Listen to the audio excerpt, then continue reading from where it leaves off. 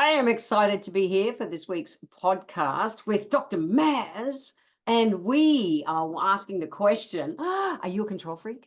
Are you a control freak? Do you have trouble letting go? Because if you are, your lung meridian may be out of balance. Maz, tell us more. What's Wow. the go? What's the go? Great question. So the lung and large intestine are related to the metal element, and the metal element likes to be contained and tight and secure, but it has a tendency to get too rigid as well. So then we can hold on to things and not allow them to express in the appropriate time. We need to be able to take in, but also let go appropriately, like with the inhale and the exhale. So when we're being too rigid or tight, our lungs or our large intestines can show the signs of that sometimes. Ooh, I'm excited. Let's do this. All right, let's dive deep. Let's talk everything about letting go Hmm. and having to play with it. Let's go. Yeah. Okay, so letting go, Maz. Well, you were just saying that lungs relate to the like the autumn in the season thing, autumn, and we were talking about that in autumn the trees drop their leaves. The tree can't go, I'm going to hang on to all my leaves through winter. It can't. That's It's right. meant to happen, isn't it? We're meant to let go. Meant to let go, and then we have like the bare branches, and we're cold and bundle up in winter. And it can be sad to say goodbye to those long sunny days, but it's part of the cycle of life. And then new things bloom again in spring. And so the metal element is about the appropriate letting go when the time is right. So being able to take in, but also being able to grieve life's changes in a healthy way and acknowledge their passing.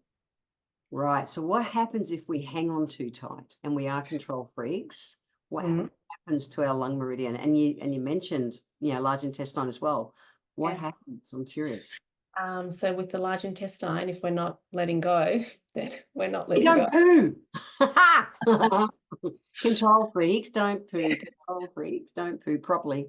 Yeah. That's it. Yes. I prescribe some simple qigong, which is like breath work and energy work exercises, really simple ones to just open up those meridians. They start pooing if they breathe because the lungs will massage the intestines and everything can appropriately let go. So that's one of the things we'll see. The other thing we can see is the lungs are too rigid. So either there's shortness of breath.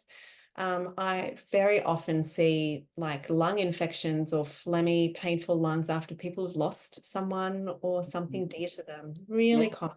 Yeah. And when there's that, very normal and healthy grief that needs to be moved through, sometimes the body will express it that way if more of it needs to come out.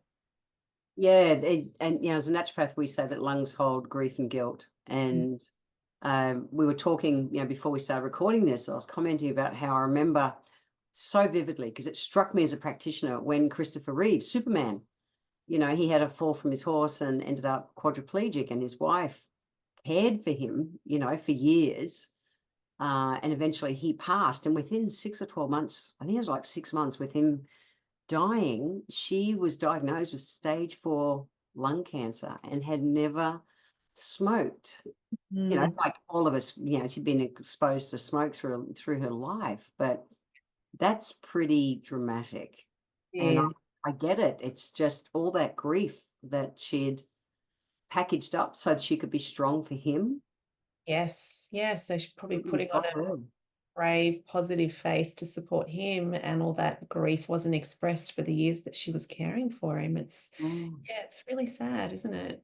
Yeah, it's big. So if people aren't letting go, and that Mm. metal, they've got the metal package too tight, Yeah.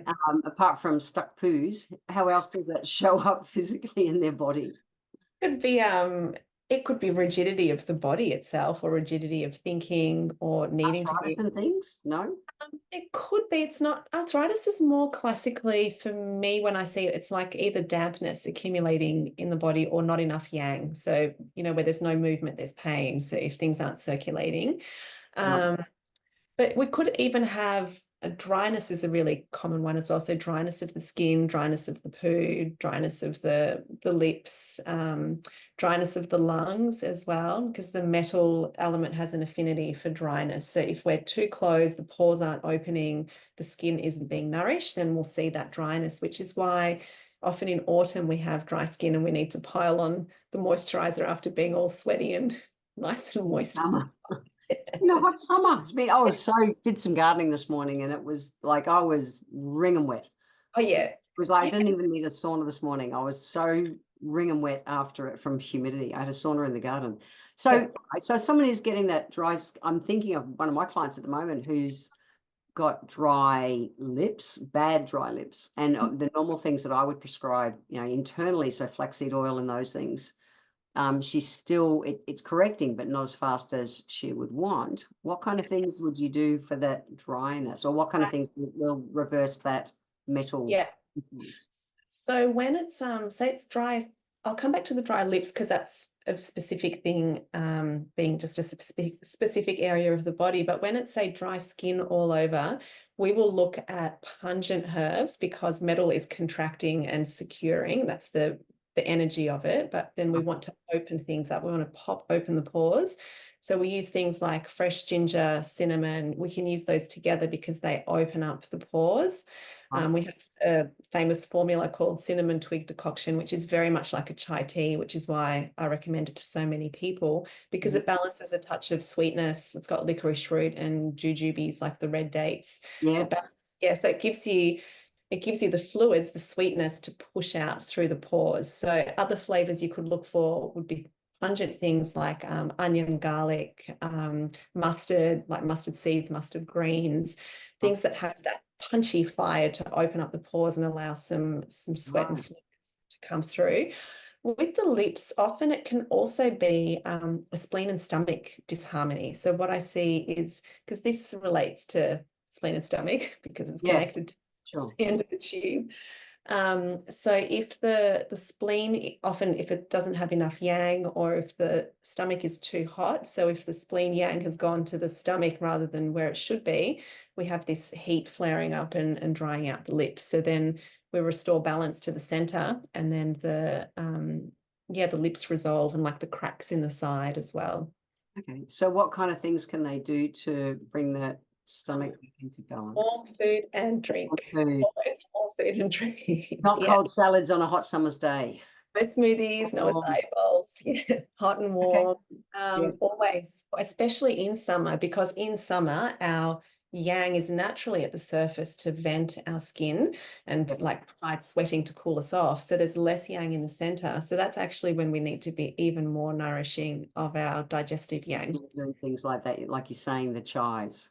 Yes, chais, and like a simple thing to test is just to make sure it's warmer than your mouth. Whatever you're putting in your mouth, make sure it's warmer than your mouth. So you're not Okay, that's great. That's really cool. And we see that it is that. I woke up this morning, I said, as much as it's humid today, I said it feels like an autumn morning. It did. And it's like, whoa, it's that it's gonna come in the next month or so for us here. And skin can be an influence. So if people don't want to go down that dry skin and that season change thing, eating more pungents is the go. More warm foods, not cold foods. Absolutely. And breathing, practicing proper breathing with all of the lungs is a really big one, because so many people only breathe with the top part of their lungs, or they breathe with these accessory muscles, and actually there's a whole lot more lung under there. There's lungs under your armpits and around the back and everywhere. So taking time to breathe and allowing ourselves to breathe into the fullness of that, like we've talked in past episodes about breath work. I think it was it with you or maybe with someone else, about opening, when Sal was talking about opening up the rib spaces in her breathwork classes. So many of us have these tight, rigid, contained intercostal muscles between the ribs, and if we can start training them to release, to make, when I've done breath training with Sal, this is a friend of ours who does ocean confidence kind of breathing and things. And she has flow state if anyone's interested in flow state breath. Breathing and movement, I think she's called. Body medicine, or I don't know, something. Anyway, sorry, flow state, you'll find it. But she talks about, you put your hands on the side of your ribs and make your ribs wide as you breathe, to make sure you're expanding using all of that part of our lungs. Yeah. And how does it feel when you do that, right? It's like, Crazy cool. I know. It's like, wow, our body will expand sideways. Like, no. the more you do it, the more you can teach it. It's to yourself, and it becomes Yes. more of a default that you'll naturally breathe fuller instead of Yes. staying just in that upper kind of maybe third of your lungs.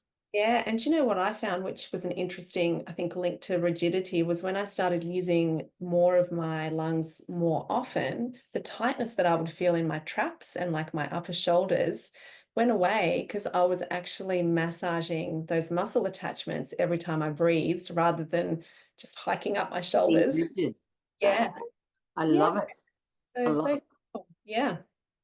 So food wise, if we're wanting to let go better and move through the seasons, so to speak, it's everything warm and pungent. Yes, and metal is the white color. So that's the color of grieving and mourning in many cultures, right? It's like the absence of life. So the metal is related to white. So we would eat white foods like Ah, cauliflower or white rice, even steamed pears. We do that if someone has a dry cough, which I will caveat by saying most people do not have dry coughs here. Most people have phlegmy coughs, like mm. 95% of coughs I see are phlegmy and need the opposite of a stewed pear. So Well, that's on the Gold Coast because we're in such humid weather. yes, yeah. Yeah. Although even when I practiced in Melbourne, Oh, really? I think because we have such overnourishing diets, we have diets that Right. lead to a lot of dampness these days. There's so much sugar and Yeah. uh, carbohydrates, seed oils, all of that stuff that overnourishes the body and dampens the yang. So yes. Okay. So cauliflower, I tried to cook one again last week. It was Valentine's Day, and so for Alice, she likes cauliflower. I tried to do a baked cauliflower. I have really decided cauliflower is not. I've tried so many ways to cook that vegetable, and I haven't been able to nail it yet. Oh no. Oh, I Oh, did you tried. do the whole collie or did I you did the whole cauliflower. I even read the instructions, do you which I know, I started experimenting with collie after eating at Masu in Burley. Have you eaten there, the beautiful Japanese place? have. Yeah, yeah, yeah, on the main Have road. you Yeah. tried their cauliflower? It's No, insane. I don't order cauliflower. I don't Oh like my it. God.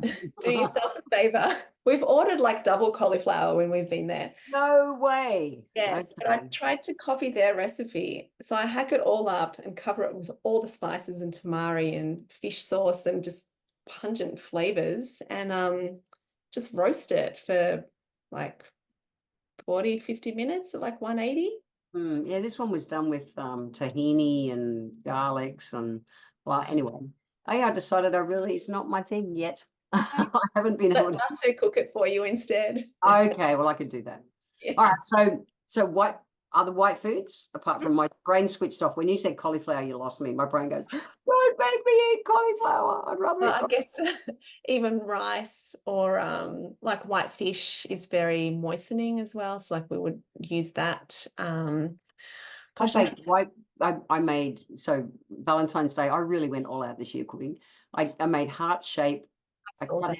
out heart shape white potatoes, but I cooked them in a miso broth. So I Amazing. used Korean miso and just simmered them in the in the oven, and it was like so they had that fermented benefit of yeah. So that would be all right. That would be amazing. I saw that photo and I was salivating. They looked amazing. Nice. Yeah. Oh, good potatoes. Okay. All right. Spaghetti ones, yeah.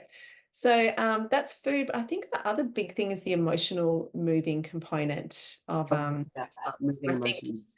yeah, there's some elements and some organ systems that get obviously more affected by food than others. And with metal, I'd say it's if we want to move things, it's definitely also through breath, movement, and emotional expression. So So yeah, emotion, moving grief.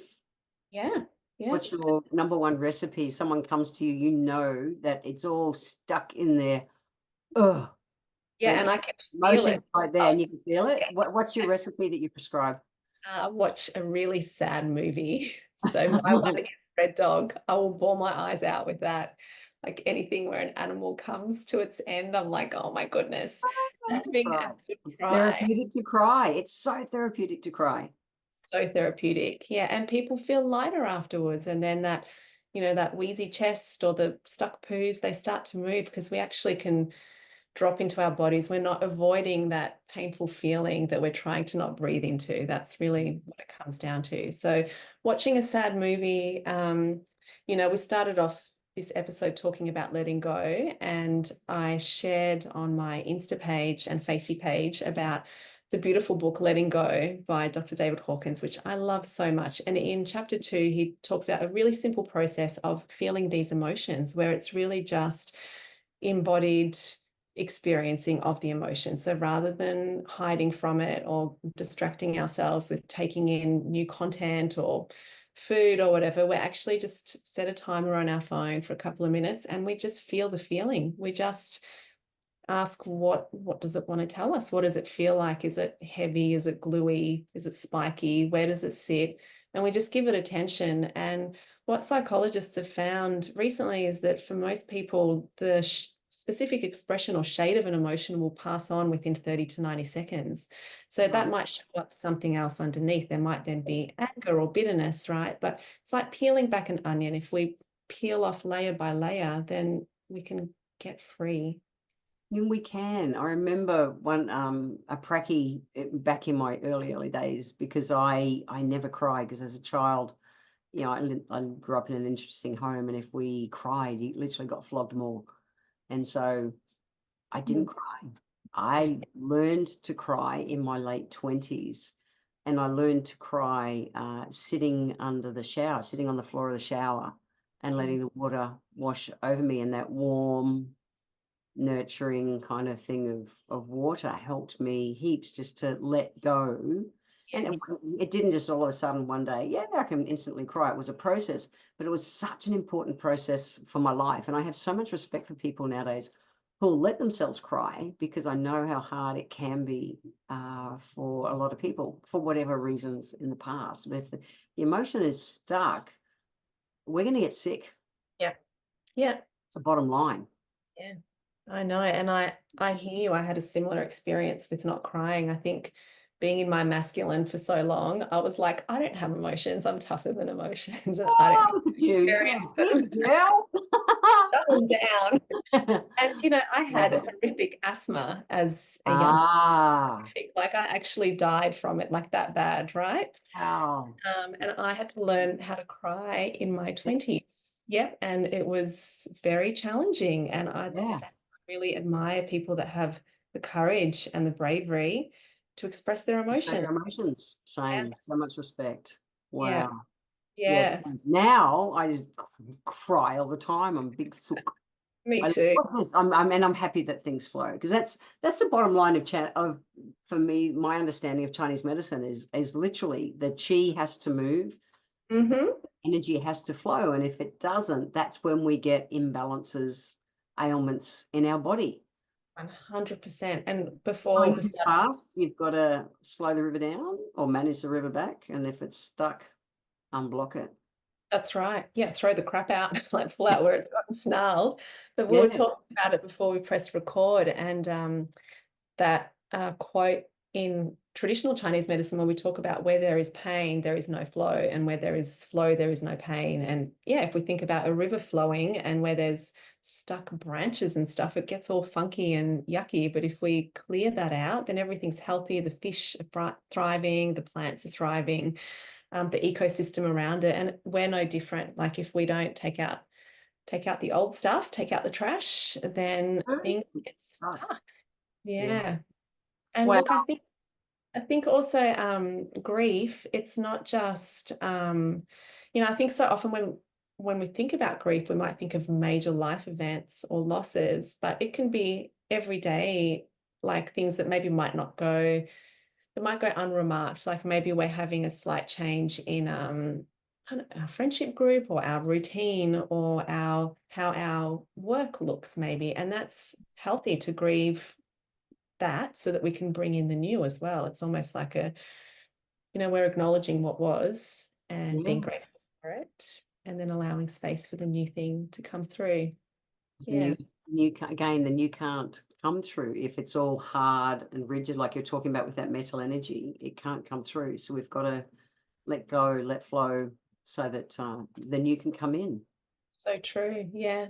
Yeah. Yeah, So if you are feeling stuck, maybe it's your lung meridian. So really. Maz, you have so much interesting content out there. I love it. So what's the best way for people to follow you? And you've also got a podcast of your own as well. So what's the best way for people to track you down and learn more about lungs and everything that you do and get your free? Oh, yes, all the things. So I'm on Insta and Facey as Balanced with Dr. Maz. And on both of those pages, that can take you through to my website, balancedacupuncture.com.au. And on there's some old blogs, but also current podcasts. And that is called Balanced Natural Health with Dr. Maz. And that is on all the usual places as well. But if you have trouble finding it, you can go via the website or my socials.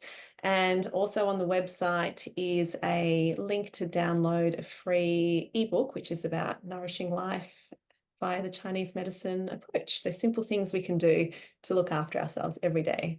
Yay! So live from a place of prevention. That's been my biggest thing from when I started to understand the basics of Chinese medicine. When I started studying to be a naturopath, I went, Yeah. they get it. They go with nature and they don't wait to get sick. So I love everything that you talk about because it's all about being able to come from that place of prevention. And now there's a fancy word for it called biohacking, but it's basically just coming from living from a place of prevention and not waiting to get sick. So thank you for everything you've shared today, Maz.